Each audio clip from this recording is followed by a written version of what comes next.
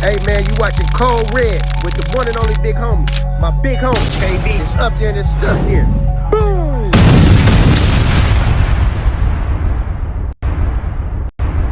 Ricarda Amor, drink like a boss.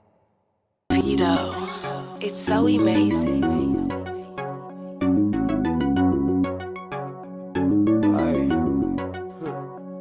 Send baby to the stove.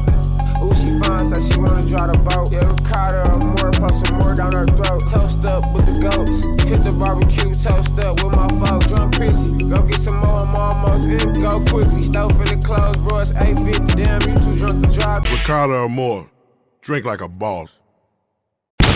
Hey, what up? We in Cold Red. Where there's smoke, there's fire. I'm your host, the Playmaker. And today we got a reoccurring guest. It's still a special guest. My man Steve Love. Steve O. Yeah. What's happening, baby? Man, living life, enjoying the success of Ocean View right now. So, Oh, man. shouts out to everybody on that that. would watch that and Negligence. So, yeah. Congratulations on that, definitely, man. Definitely. Hey, man, interview was so nice we had to run this back twice. Oh, man, well, that's how you do it.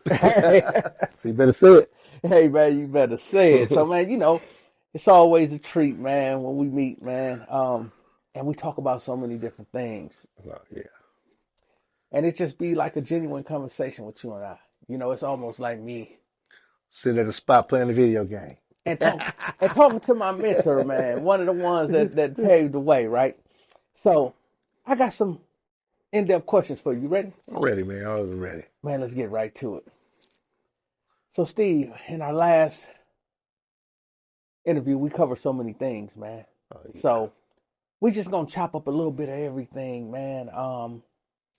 First of all, I want to say R.I.P. Tweezy. Oh, man. You know, it's crazy. That's the last time we seen each other. I talked to him on the phone, but the last time we seen each other's person is right here before we both did our interview. We had fish and food. You know what I mean? Oh, man, Tweezy came man. If you think about that situation, right, it was so crazy. Remember, he supposed to came before me, but he came later than me. And he came with a whole dinner.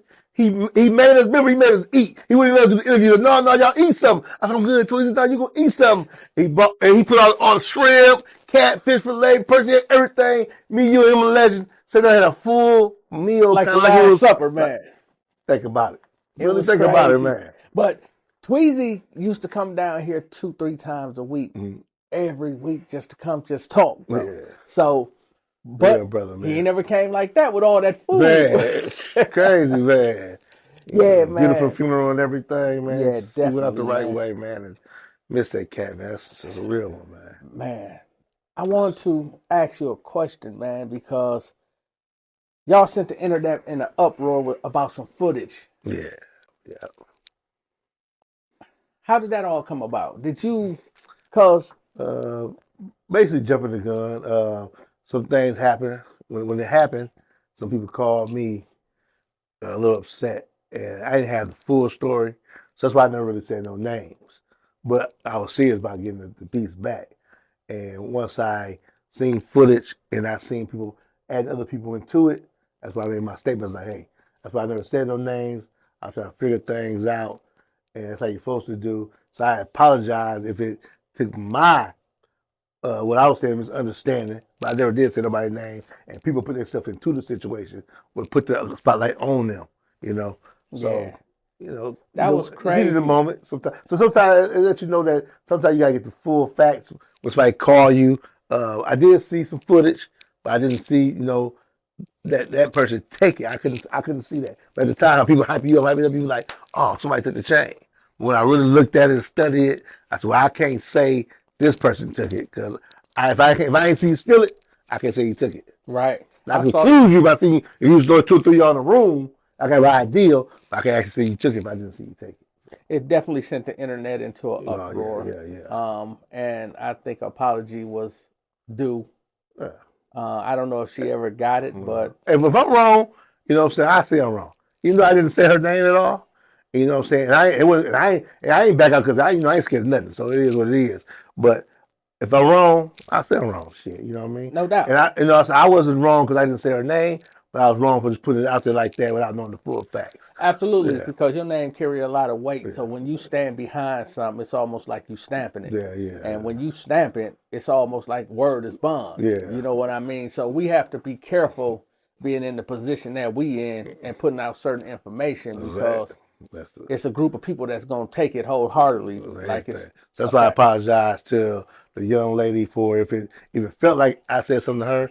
I had to apologize to the people who called me who wanted to support me. So I had to, I wanted to free frame all of that. That's why I did what I did with Too Real. I didn't come on there for no show. I didn't come on there to try to get no props. I came on. That's why I didn't have no jewelry. I didn't dress up. I came on there just, hey man, if I fucked up, I fucked up, and apologize. And the way people want to handle things should be handled that way sometimes.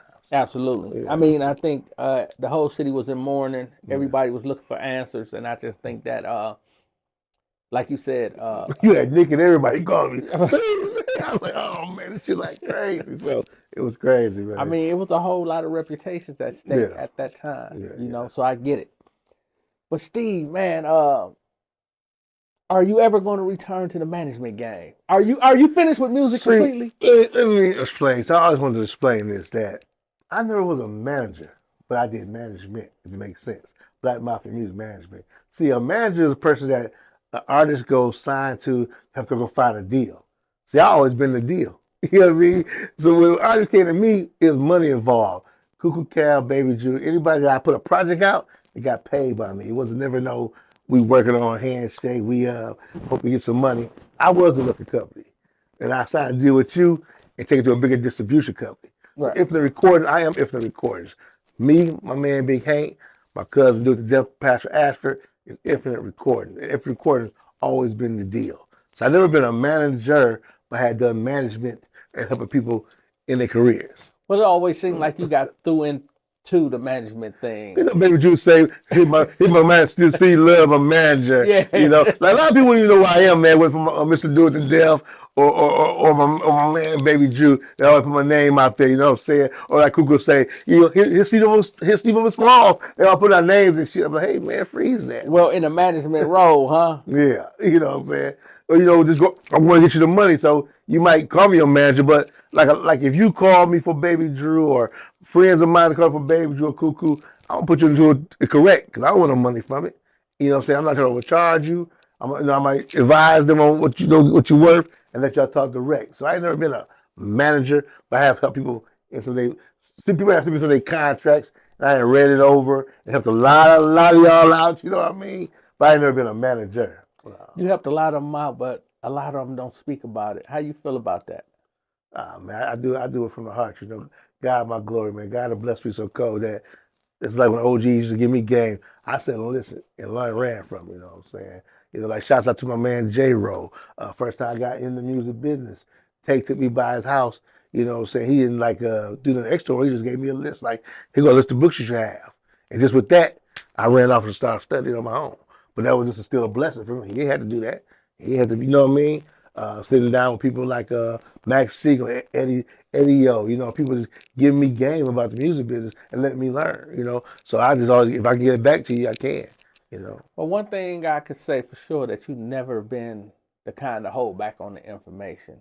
If you can help, you will help. Man, for everything, So, yeah. yeah, you know, I don't know. I'm the one that got the clubs mad. Remember, I got all the clubs owner mad when I started see them take advantage of all these young, like the Montaignes and the young promoters coming up. And I'm not saying him personally, but a lot of these cats was just getting a bottle and a couple of friends in. I'm like, fuck that. Make these motherfuckers pay y'all, give you the whole dope. And I said that shit, man. I know the club was like, Steve, man, fuck you, man. Treat these people right. Stop trying to fuck over people. Absolutely. You know what I'm saying? Everybody got to eat, Yeah. you know, and you've always been there.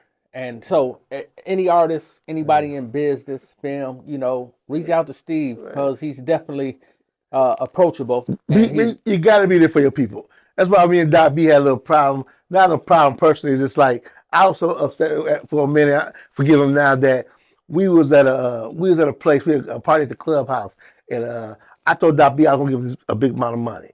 So at the clubhouse, I guess dudes only give him this much a week. So when we get there, the guy said, "Oh no, I only pay him this." I said, "I don't give a fuck what you pay him. You don't pay him what I told you gonna give him." And stood on it and got his money. You know what I mean? And I had a situation. I had a club one night. It snowed. I had no money on me. I was like, oh, Doc, I'll pay you next week. And Doc was like, oh, I'm about to need my money like that. I drove home to the store, went and got his money, gave back to him, and didn't work with him no more after that. I still love you now, you know what I'm saying? It's past. How long has that been? Oh man, it was like early 2000. We had the what was the house on North Wisconsin, East Wisconsin. Two brothers on, two white dudes on. There was brothers Oh, on East Wisconsin. It was a hopping club. We had me and my man E had esports Monday nights after the basketball games and stuff. So we had I forgot the name of the shit we had. We would jump every Monday. We had the Mondays. We all won Mondays. We had that going on. oh, and Yeah. so you ran back and got the money, Oh huh? man, he was so crying in a snowstorm. It was one of the night. We still tried to party. Nobody showed up. Paid everybody with no money left. I had no Right. money on me. He was crying. I went home, got his money, came back. We can't do business no more, man. Because I'm the kind of person. If I win, you're gonna eat if we get more. But they never look at the promoter because you can do a party and win, and everybody wants some extras. But if you lose, ain't nobody getting no money back. Ain't nobody like leave me alone. You know what I mean? Shout out to my man Reggie Brown, because Reggie Brown's so nice to be like, oh man, I ain't tripping on the money, even though it gets to you later on. But most of these cats, nah.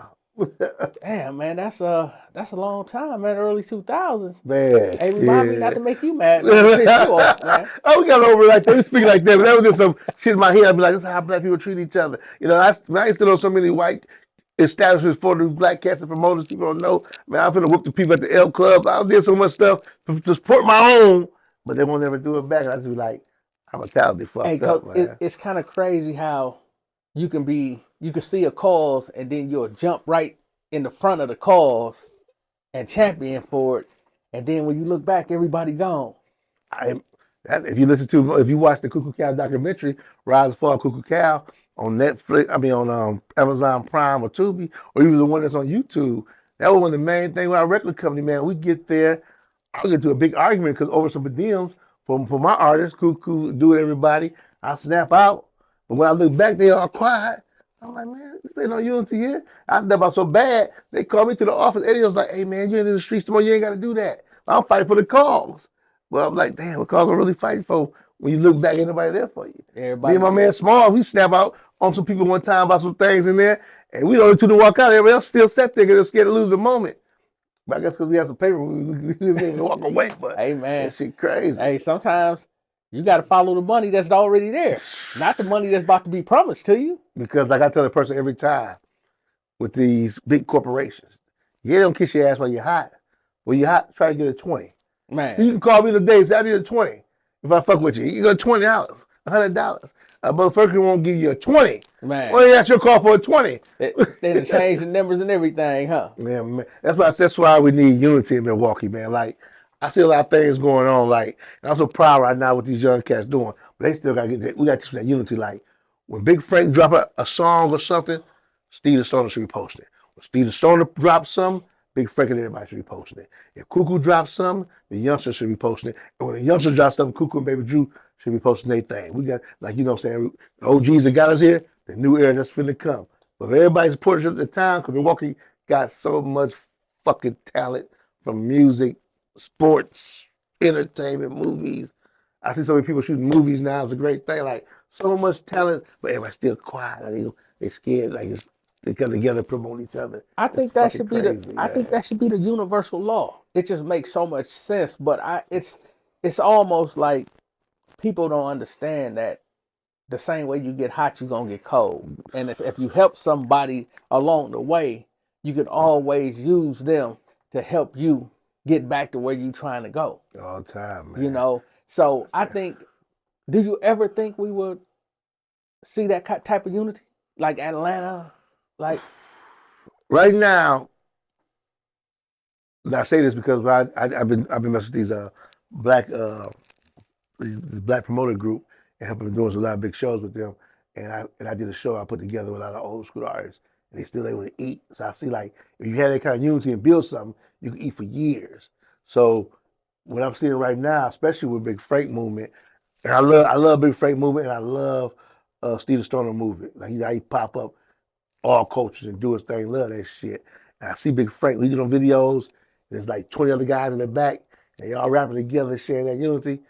That more of that kind of stuff and what he's doing, I think can work. I got a big song for you, Big Frank too. It's coming. But You got something for oh him? man, I got some slick, man. It's gonna be slick. But for a movie I'm doing, I want to do the soundtrack song. But what he's doing, how he doing it, I think it can happen. But will it? Well, I I mean, think it can. I see what he's doing. All the rappers, we stand in front of Tweezy shop, and everybody think he turn rapper and do it. I love that. Like that's unity. It's a movement. well, if anybody can do it, Steve Love can pull it off. Man, I got the energy for that music shit no more. But you know, I don't know with this song, man. I might, man. It might bring me back Hey around, man, but I mean, unity is a big thing, man. I think we've been trying to do that and create that since the early days. yeah. And do you feel like we got any closer? A little bit. I think it seemed like Steve the Stoner, Big Frank, and all do shows together, and they go up to like Well, Racine, Kenosha. well, are we talking about a small nucleus of people because we talking about we know they gonna do it for each other Mhm. because they rock with each other. Okay.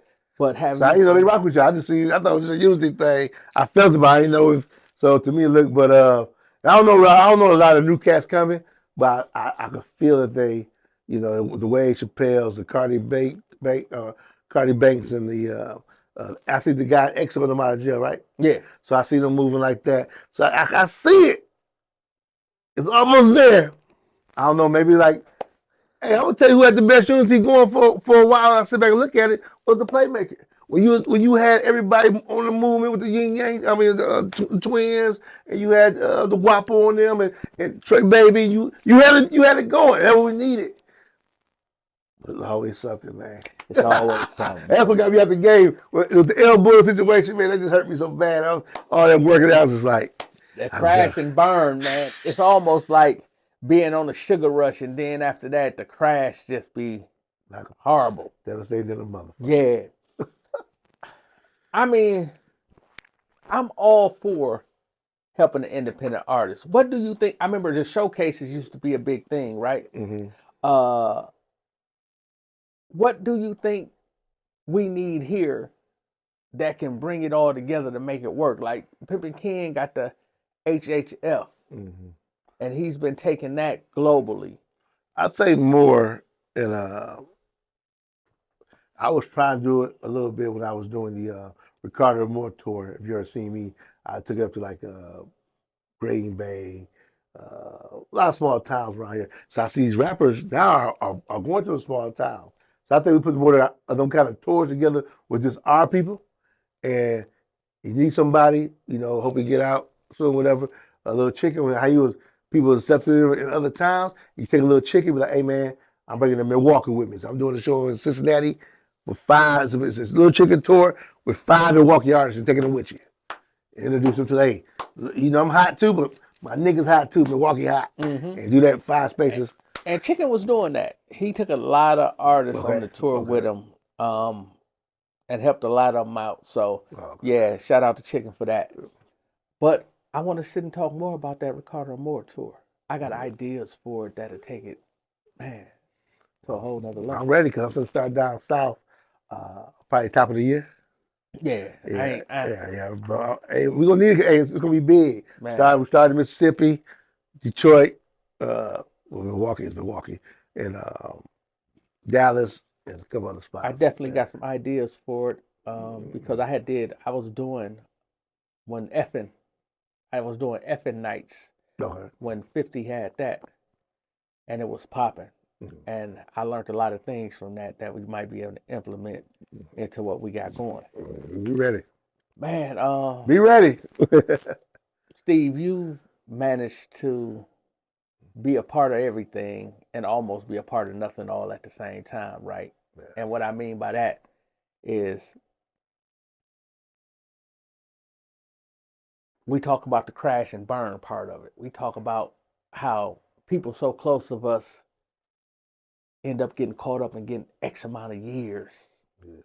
And you've always remained to be squeaky clean. Yeah. You've always had a front row seat at it. What's the difference between then and now?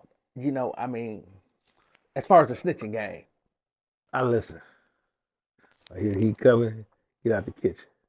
And then, to me, I learned like this. I learned in my life, when I went to the store and I bought a Monopoly game and I took it home and I opened it up, pull out the rules and instructions how to play it. That's how you play it. But I had to realize when I had to go to other people's houses, I went to the same store I went to and bought the same Monopoly game and took it home. They played it how they wanted to play it in their house. You ever play spades somebody, they come home from jail, now ain't no more big jokers. You know what I'm saying? Yeah. You know what I'm saying? You play Monopoly now, it's $200 under the free parking. So they changed the rules to their game. And when I was younger, and I was in a situation in a shootout and things like that, and I played Monopoly how we played. But when these people got the Monopoly game in their court on me, they played how they wanted to play it. That's why I knew the game was full of bullshit. But I had to realize though, it ain't about snitching because now it's like who get down first. It's about who you are as a man or as a person, man or woman. There's some strong women too. So it's about your character as who you are as a person. So I say fuck snitching. So I don't use the words. I'll be like, who you are as a character. How do you feel good now when you go to sleep? Do you feel good if you take somebody else's life away from their kids and family, had nothing to do with your situation that got you into whoever you into? Can you look yourself in the eye and say, I'm a man, and I ain't sent 80 motherfuckers to jail that had nothing to do with what I'm doing? You know what I'm saying? If you told a motherfucker but you still got 10 years, was it really worth it? Do you feel comfortable every night not knowing what this kind of person or retaliation is gonna be? Can you sleep comfortably without knowing if out of all those motherfuckers, one of them motherfuckers really is a killer? Don't feel like you can get his revenge for what you did to him? Yeah. So it's really about what you look at yourself and your morals. And I always had good morals. It's things I just couldn't do. But in today's day and time, do you think that they've been raised like that? I mean, we got people like Charleston White saying that's okay. But you gotta understand what Charles White said. If you're not in the game, yeah, it's okay. If I go work every day, do a job, I come home, you busting my motherfucking head, take my money, I worked hard for it. I send you, yeah, I send your ass to jail. Then you bust my head, I ain't got nothing to do with your world. But if you in that world, then no, it's okay because you know when you stepped into that game and that world was about. If you rob a motherfucker, he catch you, and whatever he do to you for doing that to him, you gotta accept it because you did something wrong. So I think that's where people have to learn the difference between someone being a civilian Yeah. and someone being in the game. Yeah, exactly. And it's more about it's still coming down to from the beginning. It been snitching from the beginning of time. Motherfuckers been telling them motherfuckers from the beginning of time. This ain't nothing new. But it's just so quiet kept, or the constant questions back then were more deadly than probably is today. Because then you got people that been to the penitentiary, see how it worked. Oh shit, everybody tell them I supposed to be the ass when I go home. But still, it come back, what kind of person are you? What's your morals? I don't give a fuck what day age it is. It's I about your don't, morals, man. it is, but I don't know, Steve. I think niggas is entering the game right now, putting the chess pieces on the board, and already know who's gonna be the sacrifice. That's true. But at the same time, I don't care how broke you are. If you in your homie house, somebody you love, you're not gonna steal from him. You can be hungry, starving, whatever. You rather run into a store. You're not gonna steal from your homie if you got good morals. But you're just a dirty, rotten motherfucker. You'll steal everywhere you go for no reason. This motherfucker got 10, 30,000 in pocket and be stealing for no reason. And because it's who they are. Right. You know what I'm saying? But now if you stole something in a gas station because you hungry got no money, you gotta survive, I understand. But if you stealing this to be stealing because it's who you are, that's just who you are. Yeah, absolutely. So do you believe that a person becomes a bigger thief as they grow in levels in life? Say, for instance, like if somebody was just a normal smoker around here and they happen to run into some money, would they just become a bigger smoker? Nope. Only if it's not who they are, then no. At that time you smoking, fucked up, you might be doing all kind of stupid shit. But remember, right before you was a smoker, you probably was a real player, having money. You probably tried it one time, girl, somebody tricked you into doing it, now you smoking, you fucked up. And all of a sudden you go to rehab, shit, get yourself together. So I mean, you know how many new businessmen that used to be smoking, tell their story, they've been clean for 10 years, got their house and life together. They're not there anymore. They still shit no more Yeah. because they're back to reality. But if you always was a thief before you started smoking, you turn to a bigger thief when you're smoking, and when you back on, you're still gonna be a thief. And just who you are. You know what I'm saying? Ain't no way around that. No, you are, you are, man. You know what I mean? Yeah. It is, man. Like sometimes, sad to say, you can see some kids growing up, and be like, he's gonna be a rotten motherfucker. He's just bad. He just Yeah. like somebody be like, everybody call kids bad. He bad, but some kids be like, nah, that's just him. And when you see him as a kid, you remember that in elementary, you remember that in middle school, you remember that in high school, and when he grown, he's still the same rotten motherfucker. And it's who he is. Ever since he was a little It boy. was just a little motherfucker. That's just who that motherfucker. Nasty, spitting on people, fucking with people alone, like taking shit, been in jail 20 times. And be like, oh, everybody can change. No, that motherfucker is who he is. Yeah. Yeah, man. So Steve, everything you've been through, man, it seems like the newfound love for filmmaking. Is this it for you? Is this where Man, this your lane? Have you found it? This is looking at a movie. I love it, man. Just, it's up and down, but I just love it, man. You can just be creative. And like I said before, I used to bet on a lot of people. Now I can bet on myself. Hey man, it feels good I'm to bet throwing on the yourself. I'm don't it, throwing the man? dice, motherfucker. I ain't give you my money. Hey, let's see, can you hit 7? Let me hit my own 7 shit. You know what I mean? Like, right now, we start shooting Trust Nobody 4. So, hey, man. Hey man, I've been taking acting classes, man. I'm ready to be a Tubi star, man. I got some stuff for you, I got a special role for you in this movie called Burnt Up. I'm finna do too. Man, What call I'm me, man. saying? I'm ready, man. I recently And interviewed. Milwaukee serious decisions, so I got some shit. Man, I recently interviewed Paris Davis, man, Okay, my little homie. and yeah, she gave it up to you so big, man. Yeah. And she said she comes straight out the Parkline Projects, man, to a Tubi star, man. And I'm looking like, if she can do it, I can do it. Yeah, She motivated me. she always had something special. You know what I mean? I always looked at her like a little sister, man. I always treated her with respect, and I just told her, man, you can do it. Everything. When I first started doing promotions for me with the liquor, Yeah. and I was showing her how to sell it, man. I was like, man, get you some extra money, blah blah, skip it, and she just grew. And then my man Swift grabbed her and gave her a leading role. You know what I'm saying? And she did a great job and let me be what she finna do. Let me be too. Finna drop any day, and she's in that. So, like I said, all about the check. She did a great job. 1 and 2, the whole cast, Milwaukee did a great job of that.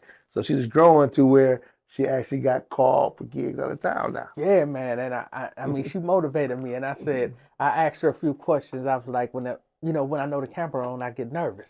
She said, just act like it ain't there. I said, okay, Perry. And believe it or not, they're seeing you now. And Ocean View is being watched, man. I just got off a cruise, man. Shouts out to my man, Big Will Monique, got married after their wedding now. And everybody, I seen the ocean. I seen the Ocean View. I seen the Ocean View. So they see you, baby. You're on your way. You gotta stop somewhere. I done got a couple You of and calls, Munch, man. They see y'all. Hey, yeah. Hey, Reach, we made it, man. He just said we made it, man. Hey, I done got a lot of calls saying, you in the movie? I was like, yeah, I had my 15 seconds of fame. But I said I ain't made it till I get a nice little role where my picture on the cover. Maybe my name can sell a few more units or something. But yeah, I'm looking forward, Steve-O, man, to getting off in the movie game, man. What's the, like, you become so passionate about it, right? Yeah. What developed the passion for it? Because when you started off, you was kind of iffy, right? Or did you notice what you wanted to do? I know what I wanted to do when I started doing it because it's what I've been doing my whole life. Like with the music game, my man Big Hank cooks up the beat, the music, and the sound together. But a lot of the ideas for the promotions, like yourself, is all me. I've been promoting, making the album cover, getting the artists to take it to different towns, getting it on the radio, going and finding deals, developing the artist, give him ideas to talk about. So in the music game, I'm looking for a bigger crew. But when I first started, man, I was doing the wardrobe. I'm writing the script. I'm teaching people that's showing me how to shoot, teaching them things about the music that the film game that I learned from the music and liquor game, how to promote your stuff, how to cut the timing down better, how to get places. I'm just in it. And they look at me like, damn, this nigga a one-man crew. Now I'm saying it's a good thing to do because you want a bigger crew. And a few help, people help, but the more Georgia stuff I had it, because the budget was short, so I had to do the shit. But just to do it like they're doing it is a sight, you know what I mean? Man, I recently did an interview with Charles the Storyteller Burgess. My Man, your main name man. just come up in every interview. Man, my Like, man. it's Yeah. so many people that have so many good things to say about you. It's a brother for another mother, you know what I mean? Yeah. He wrote Unfair Exchange and Negligence in his new one called Burnt I'm doing, yep. Yeah, he good brother, man. Good Yeah, brother. definitely, man. And he talks so highly about you, man, and how creative you've become with the storytelling, like your vision with this, like almost like you were meant to do it. Oh yeah, yeah. Even when he comes from the book world. He's a book writer, so he's co-writing books. But I believe myself. He might argue with me. I believe Trust Nobody, one of the best books he wrote. That I gave him the whole formula for it. And he turned it into a full story. Now I laid the story out. He filled it all. I drew the picture. He painted it, but like that. You know what I mean? And I think that story and us working together even took it to the next level of writing. Yeah. He's already writing good books for me. Yeah. But I think that story, that style, even with these movies where he's doing it and he's doing things, and I tell him, I say, first of all, you ain't writing a book because of that goddamn dialogue. He's still writing this much dialogue. Cut this shit down. We got too much time. And I'll be like, hey, you doing good. And he send me stuff and I make him do it. Like, nope, put in a script now. Redo it. So we teaching each other, you know what I'm saying? He's showing me, he wants to try to teach me about punctuation, right? Like, put the comma here. Like, I was just writing shit. Yeah. Like, I ain't even no grammar fucking student. I'm from the hood writing Yeah, shit. right. But he started teaching me grammar. So we teaching each other. So we got a great working And it's relationship. good to be able to grow with somebody Yeah. from the grassroots of it all, and see this come all the way to fruition to where, all right, now we made it. Yeah. Shout out to my man, Mr. Galena, who did Ocean View. He one wrote that. You know what I'm saying? We go off each other's ideas. I take his story, I put my touch to it to make it beautiful. He did that, you know. Violetta Joseph to come in and help some time to write things. So Milwaukee got some talented people. So it's a team of us, you know, that teaching each other things, you know what I mean? Yeah. You know? And let me ask you, in the film world, is it anything like the music world? Are you guys coming together Yeah.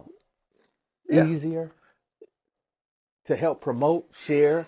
I mean, you had all the answers for the music world. Yeah, we feed off each other. Just like the music world, you got some people ain't gonna say shit to you.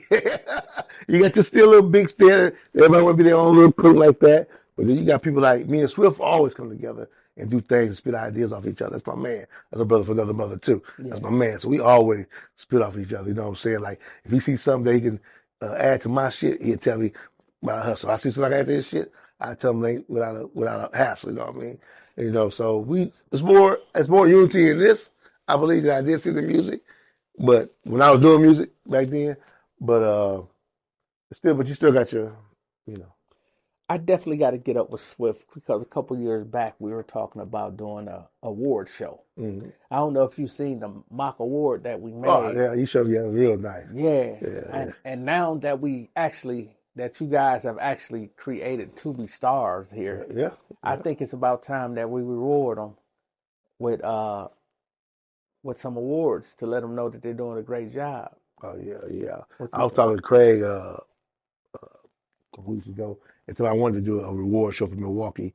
People that deserved it, not the ones that always get it, but people that real people like yourself that deserve a reward for what they've been doing right for a long time.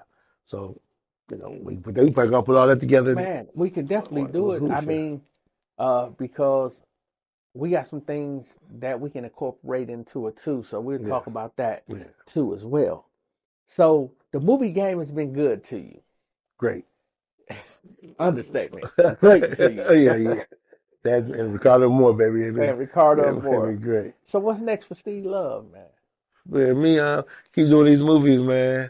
My biggest thing is I want to do a series, which I'm going to do a series. It's called Decisions, based on our Milwaukee truth. So that's my baby, man. I've been holding that one, writing and touching it up, you know. And I want to redo Holding the Wall. I want to do part 2. You know, I got a good thing for that. But besides that, man, I'm just living life and traveling, man. So I'm at that age almost.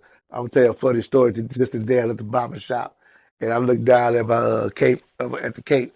Oh, where y'all this fucking dandruff from? But it's really gray hair. So I said, damn, man. Hey, man, I got a birthday coming up. I used to get to say about the 30, 50, man. Hey, So I man. was been a young cat. People thought I was older than I was all this time doing Yeah. shit. I was the youngest cat out there making things happen. Yeah. But now I'm trying to pass the torch, But man. you always moved like an OG, even at a Yeah, younger age, yeah. man. That's a So, blessing for being around my uncles, man, and my daddy and older friend, my cousin Big Buck from the east side that passed away, Gregory Brown, my man Slim before he passed. So people like that always gave me game and kept me grounded. I was always learning. White boy Mike, my man, cool cat. I was going to let me ride with him, show me some things. So, I was, okay. Well, Steve, as usual, man, it's always a pleasure to get you on the couch, man. It seems like, man, you're gonna be a frequent guest, man. We're gonna I be started to chopping bring it my up. motherfucking pillow and cover and go to sleep, man. Wait till the next interview, but man, Hey, man, look here. it's coming soon, man. Man. I enjoy our conversations because they be real in depth and real conversation. I'm gonna tell everybody, man, like you better hit KBO right now and get on this. 'Cause this thing gonna be bigger than life, man. I see it. Listen, I ain't see a lot of people come and go and do this. This is one. This gonna be one of the ones. I know talent. I know vision. Watch what I tell you. This ain't gonna talk about no 10 years from now. Shortly. So get at it, man. Try to get on here, get your story told before it's too late. And then when it's big, you want to come, you're going to be crying about whatever the business got to be the business. So, Well, y'all heard it here first, man. This is Code Red.